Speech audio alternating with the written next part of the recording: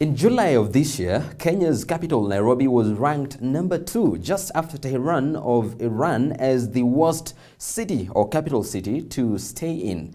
And that was based on issues such as population density, green space, pollution, and also transportation crisis. And that is an issue we are focusing on tonight, and particularly on the issue of traffic jams that has had a lot of debate within the social media space, particularly within the Nairobi city. We spoke to Nairobi Traffic Commandant Edward Mwamburi.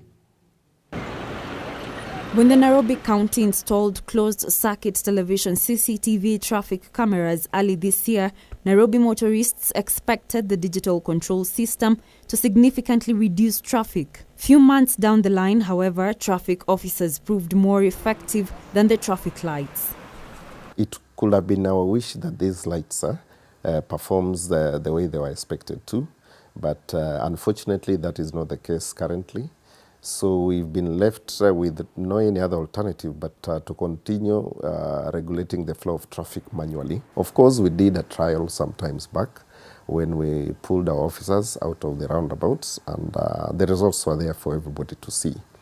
But we are still hoping that everything will be done to make these lights work. However, all is not lost. Nairobi's traffic unit has put in place new measures that will see traffic officers work for over 12 hours to move traffic. We've also improved on our timing on reporting of the officers. The officers are now reporting very early in the morning, that is 5 in the morning. Unfortunately, the unfortunate part is that they work extra hours, and this is coming in because we've had very good relationship with all our officers to such an extent that they are always ready to commit their extra hours on this job. So they are reporting very early and they are leaving the roads very late in the evening. I want to believe it is strenuous to them, but because of the motivation that they have, they are able to cope with that situation. The new initiative will also see more traffic officers deployed in the country's major roads and intersections notorious for traffic jams. We have issues on White Road, and at the end of it, it is around Donholm roundabout. Then we have developments that are coming up, like the Naivas supermarket on Outer Ring Road. There are people coming in and out of this particular supermarket. Therefore, this one affects the flow of traffic. So we've deployed officers there. Jogo Road is another problematic area. So we are now, because of the numbers, we cannot able to place the officers at every intersection. So we are utilizing the motorcycle riders to deal with those bottlenecks on this particular section of the road.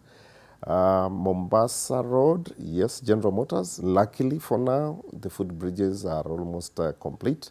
But in the meantime, we are also utilizing the riders so that they move alongside the General Motors, Imara Daima, to unclog Mombasa Highway.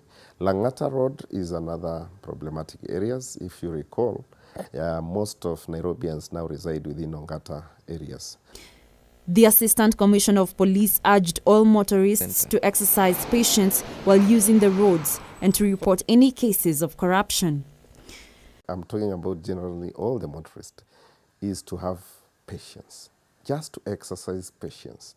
Unfortunately, the road infrastructure is not yet reached that level that we may say will be able to cope with the volumes. But it's there for everybody to see that the government has done a lot. So when you are stuck in traffic tomorrow or any other time and you are tempted to overlap or break any other traffic law, kindly think of that police officer who has sacrificed standing on the roundabout for hours.